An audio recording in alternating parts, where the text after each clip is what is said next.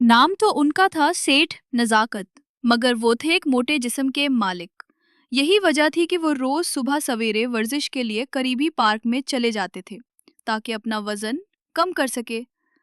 एक दिन वो हस्बे मामूल वर्जिश कर रहे थे कि अचानक उन्हें महसूस हुआ जैसे कोई चीज उनके जिस्म से टकराई हो। उन्होंने फौरन पीछे मुड़कर देखा तो दो आदमी उनके पीछे खड़े हुए थे। उनमें से एक ने उनकी कमर में पिस्तौल लगा रखी थी। खबरदार, हिलना नहीं, उनमें से एक बोला। भाई, कैसी बात कर रहे हो? बगैर हिले भला कोई वर्जिश कैसे कर सकता है? उन्होंने जवाब दिया। हम जैसा कहते हैं बस ऐसे ही करते जाओ, उस बार दूसरा शख्स बोला। अरे तो सीधा सीधा बोलो कि आप लोग मुझे कोई नई वर्जिश सिखाना चाह रहे हैं। अच्छा ठीक है, बोले अब क्या करना है? वो मासूमियत से बोले। खामोश, तुम्हें मालूम नहीं है, तुम अगवा हो रहे हो। वो पिस्तौल उनकी कमर पर चबूते हुए बोला। हैं? अगवा? वो भी दिन दिहाड़े? वो हैरत से बोले। दिन दिहाड़े नहीं, बल्कि सुबह सवेरे।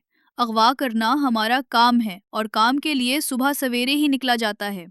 वो सामने सफेद रंग की कार नजर आ रही है। चिप चाप उसमें बैठ जाओ। अगर कोई चालाकी की तो फिर मारे जाओगे। पहला शख्स गुस्से से बोला। देखो, मेरे पास भी कार है। ऐसा करें, आप लोग चली, मैं आप लोगों के पीछे आता हूँ। हमें बेवकूफ समझ रखा है, ज्यादा होशियारी दिखाने की जरूरत नहीं। शराफत से कार में बैठो। वो शख्स गुस्से से बोला। ना चाहते हुए भी उन्हें कार में बैठना पड़ा। उनके बैठते ही कार फराटे भरती हुई नामालूम मंजिल की तरफ रवाना हो गई। फोन की घंटी मुसलसल बज रही थी। पास ही कुर्सी पर बैठा हुआ एक शख्स मेज पर सर रखकर खर्राटे ले रहा था, जबकि उसका एक और साथी भी मेज के दूसरे सारे पर सर रखकर सो रहा था। फोन की घंटी पर वो शख्स हड़बड़ाते हुए उठा और फोन उठाते हुए बोला। हेलो जी, क्या कहा? नलके में पानी नहीं आ रहा? तो आप किसी प्लम्बर से राब्ता करें। अब हम नलके में घुसकर मुंह से पानी तो खींचने से रहे। देखें, हमने ये इश्तिहार जरूर दिया था कि अपने मसले हमसे हल करवाएं, मगर इस तरह के मजदूरी वाले मसले हम हल नहीं करते हैं। ये कहकर उसने बेजारी में फोन रख दिया। इसी दौरान उसका दूसरा साथी भी जमाही लेता हुआ उठ चुका था। ये दोनों दोस्त थे। एक का नाम कलीम और दूसरे का नवीद था। नौकरी ना मिलने की वजह से दोनों ने फैसला किया कि बेरोजगारी से बेहतर है कि क्यों ना प्राइवेट जासूस बन जाएं। फिर उन्होंने एक दफ्तर खोल लिया और अखबार में इश्तिहार दे दिया था कि अपने मसले हमसे हल करवाएं, मगर अभी तक उनकी खिदमात लेने कोई नहीं आया था। वो दोनों यूं ही बैठे मक्खियां मार रहे थे कि अचानक दफ्तर का दरवाजा खुला। एक 35 साला खातून अंदर दाखिल हुई, जिसे देखकर दोनों के चेहरों पर खुशी की एक लहर दौड़ उठी। सेठ नजाकत की अहलिया आलिया बेगम ने अपने मुलाजिम गफूर से पूछा, अरे तुम्हारे साहब अभी तक वर्जिश से वापस नहीं आए? नहीं बेगम साहबा, साहब तो अभी तक नहीं आए। इसी दौरान फोन की घंटी बजी। गफूर ने फोन उठाया। कौन है? इसी दौरान आलिया बेगम ने पूछा। मालूम नहीं बेगम साहिबा, आपसे कोई बात करना चाह रहा है। आलिया बेगम ने फोन उठाया तो दूसरी तरफ से आवाज आई, आपके शौहर हमारे कब्जे में है, हमने उनको अगवा कर लिया है। क्या? वो चीखी और खून उनके हाथ से गिरते गिरते बचा। मेरी बात ध्यान से सुनो, फौरन 25 लाख का बंदोबस्त करो और अपना शौहर ले जाओ। हम थोड़ी देर बाद टेलीफोन करेंगे और खबरदार पुलिस को इत्तला दी तो बहुत बड़ा नुकसान उठाओगी। दूसरी तरफ से फोन मुनक़ता हो गया। अगवा का सुनकर उन्हें जैसे सुक्कता तारी हो गया था। अरे क्या कह रही हो आलिया? नजाकत को किसी ने अगवा कर लिया है, मगर वो उसको उठाकर कैसे ले गए होंगे? वो तो बहुत वजनी है। आलिया बेगम ने फोन पर जब अपनी वालदा को अपने शोहर के अगवा वाली बात बताई तो वो बोले, अरे अम्मी जान, वो उनको गोद में उठाकर थोड़ी लेकर गए होंगे, कार में लेकर गए होंगे। आलिया बेगम बोली। पुलिस में रिपोर्ट दर्ज करवाई? नहीं अम्मी, उन्होंने पुलिस को बताने से मना किया है। फिर क्या करें? उन्होंने परेशानी में पूछा। आलिया बेगम ने कुछ सोचते हुए कहा, याद आया कुछ दिन पहले मेरी नज़रों से एक इश्तिहार गुजरा था, ये प्राइवेट जासूस हैं, क्यों ना उनकी खिदमात ली जाएं? हाँ, ये ठीक रहेगा। वालदा ने भी इस बात की तायीद की। फिर आलिया बेगम उनके दफ्तर जाने के लिए रवाना हो गई। अपने दफ्तर में किसी खातून को आता देखकर दोनों जासूस सीधे होकर बैठ गए। तशरीफ रखिए, क्लेम ने आलिया बेगम को कुर्सी पर बैठने का इशारा करते हुए कहा। शुक्रिया, वो कुर्सी पर बैठते हुए बोले। फिर उन्होंने अपना तारुफ करवाया। मेरा नाम आलिया है। आज सुबह सवेरे मेरे शौहर सेठ नजाकत को किसी ने अगवा कर लिया है और उन्होंने पुलिस को बताने की सूरत में संगीन नतायज की धमकी दी है। اس لیے میں آپ لوگوں کی خدمت حاصل کرنے آئی ہوں. آپ لوگ کسی طرح میرے شوہر کو ان بدماشوں کے چنگل سے چھڑا لیں.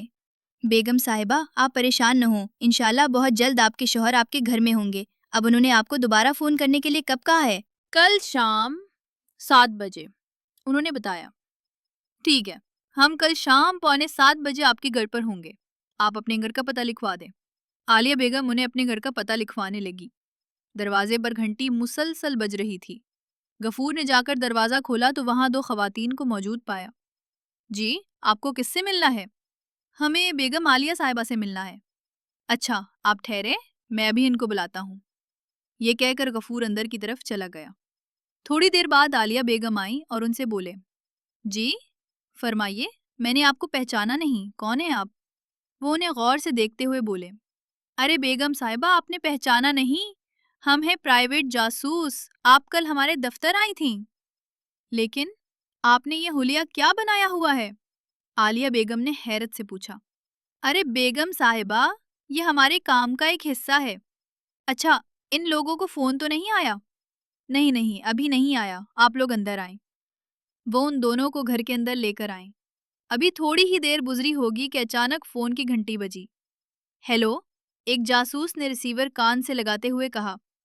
آپ بیگم نزاکت بول رہی ہیں؟ دوسری طرف سے آواز آئی. جی میں بیگم نزاکت بول رہی ہوں. آپ کی آواز کل سے کچھ مختلف سے لگ رہی ہے. دوسری طرف سے حیرانگی تھی. جی دراصل میں رات بھر روتی رہی ہوں اور اس وجہ سے آواز مختلف لگ رہی ہوگی. اچھا یہ بتائیں پیسے کب اور کہاں لانے ہیں؟ ہاں، یہ ہوئی نا کام کی بات. پھر وہ اسے پتہ سمجھانے لگا. دونوں جاسوس جو عورتوں کے حلیے میں تھے، عالیہ بیگم کے ساتھ کار میں بیٹھ کر اغواکاروں کے بتائے ہوئے پتے پر پہنچے اور عالیہ بیگم سے کہا. بیگم صاحبہ، آپ ہمارا یہیں کار میں بیٹھ کر انتظار کریں. ہم سیٹھ صاحب کو ان بدماشوں کے چنگل سے چھڑوا کر ابھی لاتے ہیں. یہ کہہ کر وہ دونوں بریف کیس تھامے آگے کی طرف بڑھنے لگے. ان دونوں کو آتا ہوا دیکھ کر باس بولا. آخر وعدے کے مطابق آپ آ گئیں، لیکن آپ دونوں میں سے بیگم نزاکت کون ہے؟ وہ 2 خواتین کو دیکھ کر حیران رہ گیا تھا. میں ہوں، ایک جاسوس آگے بڑھتے ہوئے بولا، اور یہ میری جڑواں بہن ہے، اس لیے ہر وقت میرے ساتھ جڑی رہتی ہیں. باس بولا. ٹھیک ہے، آپ کی ڈیمانڈ کے مطابق میں پیسے لے آئی ہوں. سیٹ صاحب کو فوراً چھوڑ دیں. انہیں بیف کیس دیتے ہوئے بولا. رقم تو پوری ہے نا؟ باس بریف کیس کھول کر رقم دیکھتے ہوئے کہا. پوری رات نوٹ گن گن کر رکھے ہیں اس میں. وہ پر اعتماد لہجے میں بولا. وشیرے، اندر سے سیٹ صاحب کو لے کر آؤ. باس بریف کیس اپنے ایک ساتھی کو پکڑاتے ہوئے بولا. وشیرہ فوراً اندر گیا اور سیٹ صاحب کو لے کر باہر آیا. یہ دیکھیں سیٹ صاحب، آپ کی بیوی آپ سے کتنی محبت کرتی ہیں، کیسے رقم لے کر بھاگی بھاگی آ گئی آپ کو چھڑانے کے لیے. باس سیٹ سے بولا. لیکن یہ تو میری بیوی نہیں ہے. سیٹ صاحب نے ان کو حیرانگی سے دیکھتے ہوئے کہا. آج اس پارٹی کا کیا؟ یہ سن کر باس اچھل کر رہ گیا. وہ ان کا ہاتھ دباتے ہوئے بولا. ارے کیا ہو گیا ہے آپ کو؟ چند دنوں میں اپنی بیوی کو ہی بھول گئے. ارے میں آپ کی بیوی ہوں. سیٹ نزاکت اسے حیرت سے دیکھا اور آگے بڑھ گئے. اس سے پہلے کہ دونوں جاسوس سیٹ نزاکت کو لے کر جاتے کہ اچانک اندر سے بشیرہ بھاگتے ہوئے آیا اور چیختے ہوئے بولا. باس، نوٹ نکلی ہے. یہ سن کر باس ہکا بکا رہ گیا اور دھاڑ کر بولا. ہمارے ساتھ دھوکا، پکڑو انہیں، بچ کر جانے نہ پائیں. اس سے پہلے کہ اس کے ساتھی سیٹ نزاکت پر قابو پاتے، نوید نے فوراً جیب سے ایک تھیلی نکالی اور اسے ان کی طرف اچھال دی. اس تھیلی میں پیسی ہوئی لال مرچیں تھیں. مرچیں فضا میں پھیل چکی تھی جو ان لوگوں کی آنکھوں میں گھسنے لگی اور پھر ان کی چیخیں فضاؤں میں گونجنے لگیں. دونوں جاسوس سیٹ نزاکت کو لے کر کار کی طرف دوڑے. اسی دوران پولیس بھی پہنچ گئی جنہیں انہوں نے پہلے ہی اطلاع کر دی تھی. باس اپنے ساتھیوں کے ساتھ اپنے منطقی انجام کو پہنچ گیا، جبکہ دونوں جاسوس اپنے پہلے مشن کی کامیابی پر خدا کا شکر ادا کرنے لگے.